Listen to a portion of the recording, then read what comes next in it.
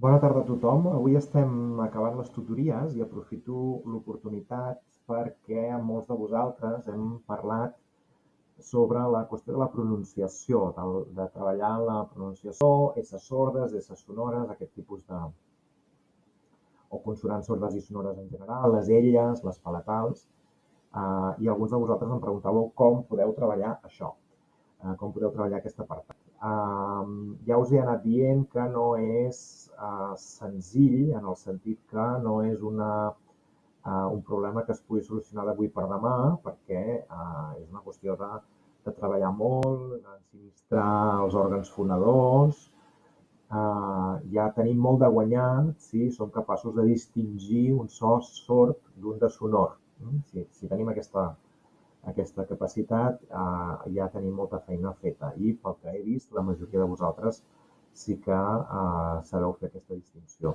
Això es podria treballar de moltes maneres. Es pot treballar aplicant la norma, per exemple, en el cas de les S sordes i de les S sonores, aplicant la norma, sabent que doncs, una S simple o una Z, una S simple entremig de una sola S, vaja, entremig de vocals equival a una S sonora, casa, per exemple, i llegint textos en veu alta, fixant-nos conscientment en aquesta norma i aplicant-la i esforçant-la. Jo us recomano d'entrada que seguiu un sistema de 3 passos, d'acord? I el que us proposo és que oblideu la normativa ortogràfica i que anem directament a treballar més sobre el terreny. Primera cosa que hem de fer, saber produir el so. Per saber produir el so hi ha una manera molt fàcil, com a mínim jo fa bastants anys que em dedico a ensenyar català, i una manera bastant fàcil és imaginar-se, per produir el so de la S sonora, imaginar-se que estem parlant amb un nen petit i que aquest nen petit ens pregunta papa, papa, o mama, mama, quin soroll fa una mosca? No? I aleshores tu li fas el soroll de la mosca. El soroll de la mosca quan vola. I la mosca va volant. Aquest és el so de la S sonora. Evidentment ara l'exagero, però és el so de la S sonora. Un cop tenim aquest so identificat pel que fa als òrgans fonadors, es fa com una S, però fent vibrar les cordes vocals. No té cap complicació. Fins i tot les persones que considereu que no el sabeu fer, estic segur que sí que el feu, aquest so, perquè surt de manera automàtica, fins i tot, per exemple, si sou castellanoparlants, per una qüestió de fonètica articulatòria, per exemple, una paraula des de, totes les consonants, per una qüestió, insisteixo, de fonètica articulatòria, totes les consonants sordes es converteixen en sonores davant d'una consonant sonora. La D, per exemple, que és una consonant sonora, D, fa que se sonoritzi qualsevol consonant que hi hagi abans. Per tant, la S, abans d'una D, se sonoritza. I diem des de, segur. Fins i tot en castellà, diríem des de, no diríem des de. Dic perquè no em digueu allò de no, és que jo soc castellanoparlant. Castellanoparlants també es fa igual, també se sonoritza, el que passa que la diferència és que, i això us ho he anat comentant més o menys en les retroaccions, la diferència és que en català la S sonora té valor fonològic, és a dir, distingeix paraules, no només paraules soltes, sinó també seqüències de paraules en fonètica sintàctica. Allò típic de els avis, els savis, les oques, les soques, etc. I això en el nostre nivell és important, en el C2 és important saber-ho distingir. Per tant, primer pas, saber produir el so, o aprendre a entrenar-nos a produir el so.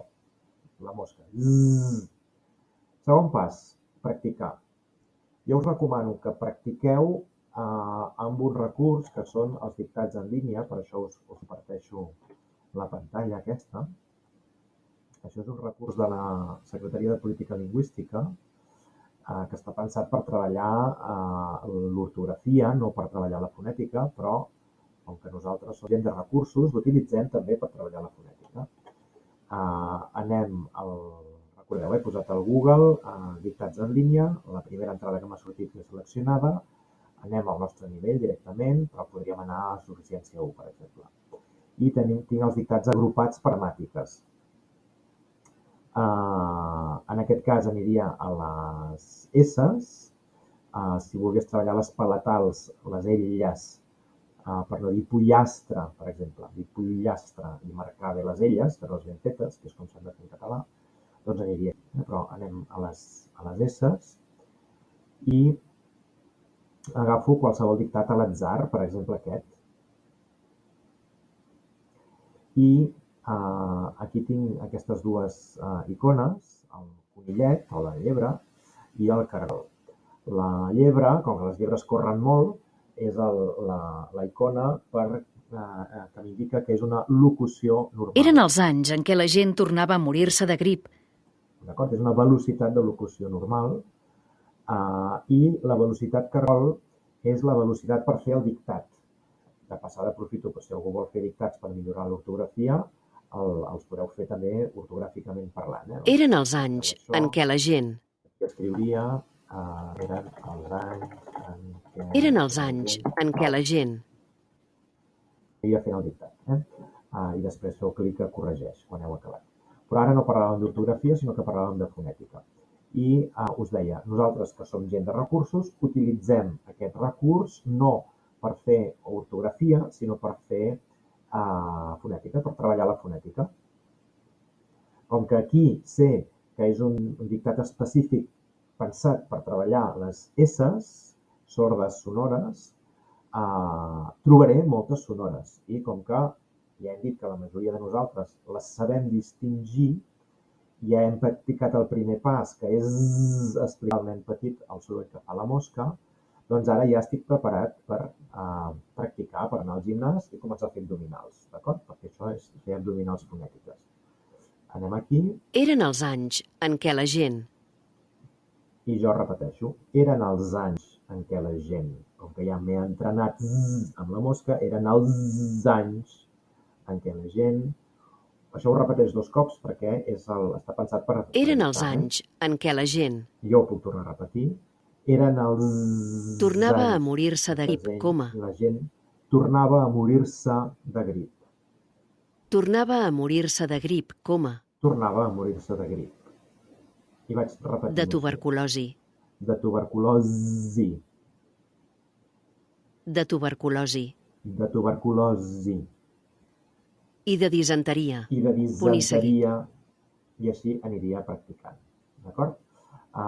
Aquest és l'exercici que jo us proposo. Per tant, primer pas, distingir. Segon pas, produir, la mosca. Tercer pas, practicar.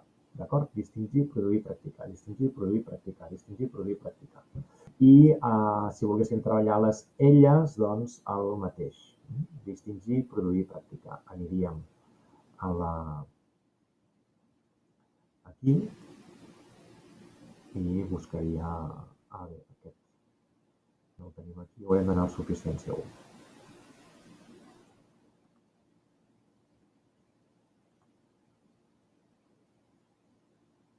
Aquí en tenim uns quants. De passada, aquí, si voleu, si feu clic, veureu el text del dictat, perquè després podeu practicar i llegir-lo en veu alta. D'acord? Aquí el mateix tindríem la legionel·la, les persones que esperaven, feien massa temps de la nul·la, que no arribava, una col·lisió, estralls, aquell, aquí ja tinc unes quantes palatals, que aquí les tindria ben... Els afectats de legionel·la. Ben distingides, ben treballades, d'acord? Bé, això és el que us proposava per treballar la pronunciació, la fonètica. A poc i bona lletra, no us angoixeu, però si teniu temps aneu practicant perquè és una qüestió que està bé si tenim els C2, doncs que pronunciem el més a prop de la genuïnitat del català possible. Que vagi molt bé, adeu.